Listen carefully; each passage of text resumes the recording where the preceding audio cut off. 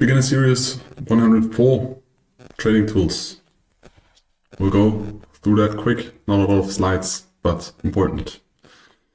Your trading desk is gonna be the place where you spend most of the time trading, and it will have a big influence on the trading decisions you make. Either they are good or not that good, and you're focused and you stick to your plan, or you don't.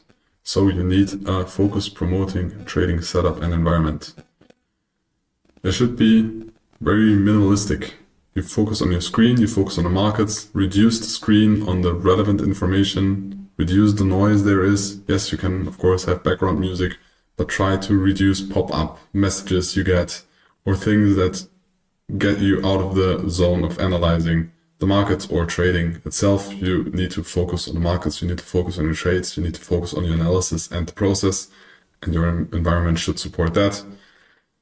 All those Instagram gurus that trade on 40 degrees in Dubai on the beach with their MacBook on their phone, it is impossible. Of course, maybe short term it's possible, but long term, very unlikely. You need to check for a quiet space where you can focus. You need a high level of concentration. So enough water, enough energy, enough light. Try to implement that as well. And as I already said, distraction-free and silent room is crucial so you can focus, because they are financial decisions. And every decision is very important in trading in financial space, because if you don't do the right risk management, you can do a lot of damage. And that's why you need to focus.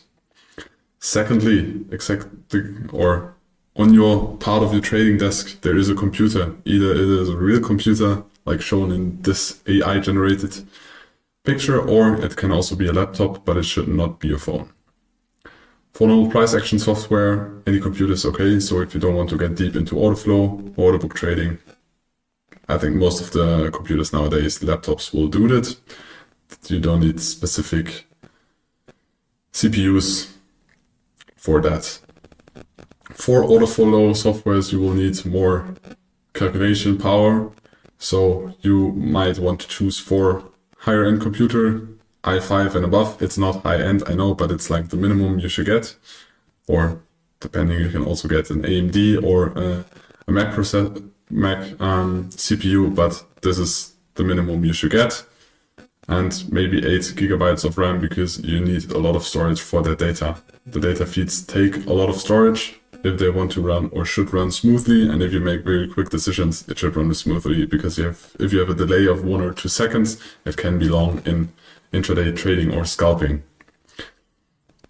And then third, you need a trading or charting platform, so a platform you trade, but also a platform you chart for the technical analysis, but where you can also view the fundamentals, of course. For charting and price action only, TradingView is the best platform there is. Easy to use, cheap in comparison to the others, and as I said, it has a very good interface. For trading CFDs, the most popular one is MetaTrader. It's also a good trader. There's also CTrader. I personally never use it, but I know some people that have used it. Also an option. It depends on the things you prefer.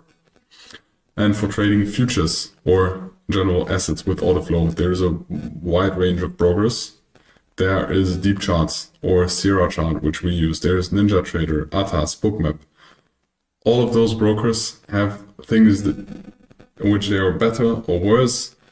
We used a lot of time Sierra Chart, and when I studied all the price or all the information of Trade Traders and Patrick and his team, I also used Sierra Chart, and I hated it at the beginning because I was used to a very user-friendly interface, and Sierra Chart is not very user-friendly. You can do a lot in the software. You can individualize everything, but it's also complex, and you need to spend time to understand the software, but it is a very good software. But as I don't need order books or as much footprints anymore in my trading, I just went back to TradingView. But I also but in the beginning you need to use a software like this if you want to understand the order book and the footprints, want to understand how they work. You need a software like this. For that, TradingView is not good enough. So, and of course you will need a journal, and you can choose different options here. You can go for pen and paper, very basic, but can be very efficient. because you need more time, but you also implement or manifest the ideas and the things you did way more with taking screenshots and writing down with pen and paper and with a pen in your hand, and not just smashing some buttons on a keyboard. You can go with Excel, very easy one. You can implement all the calculations. There are also tons of templates free on the internet. You can go with Google Sheets if you want to be more flexible on different devices. You can go with Notions. There are also a lot of templates with Notion out there.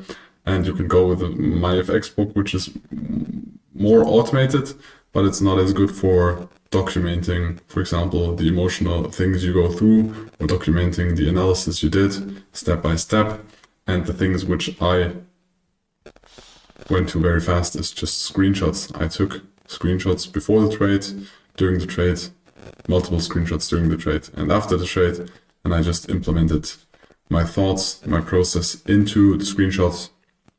So I had the possibility to go through those trades at the end of the day or end of the week and learn through them. In the beginning, I started with Notion.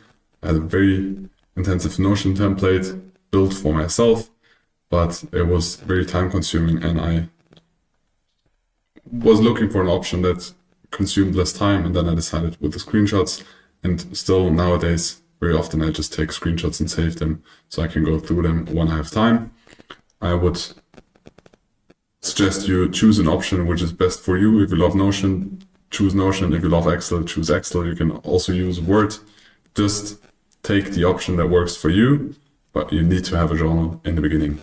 So now we finish with the trading tools, and we will continue with who, what, why, where, and how in the next part.